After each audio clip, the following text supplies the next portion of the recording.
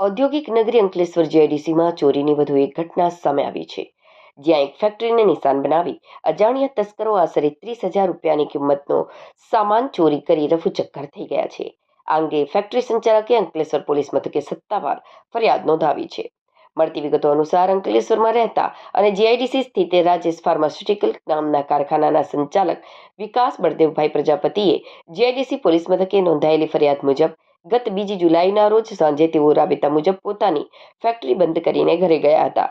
આ દરમિયાન રાત્રિના સમયે અજાણ્યા તસ્કરો ફેક્ટરીની દિવાલ કૂદીને અંદર પ્રવેશ્યા હતા. બીજા દિવસે એટલે કે 3 જુલાઈની સવારે જ્યારે સંચાલકે ફેક્ટરી ખોલી ત્યારે અંદરનો નજારો જોઈ તેઓ ચોંકી ઉઠ્યા હતા.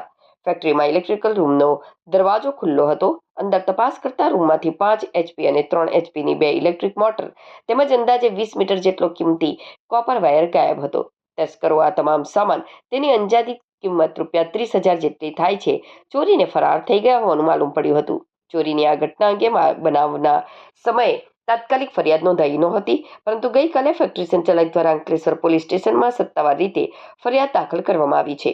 પોલીસે હાલ ચોરીનો ગુનો નોંધી સીસીટીવી ફૂટેજ અને બાતમીદારોને આધારે અજાણ્યા તસ્કરોને ઝડપી પાડવા ચક્રો ગતિમાન કર્યા છે.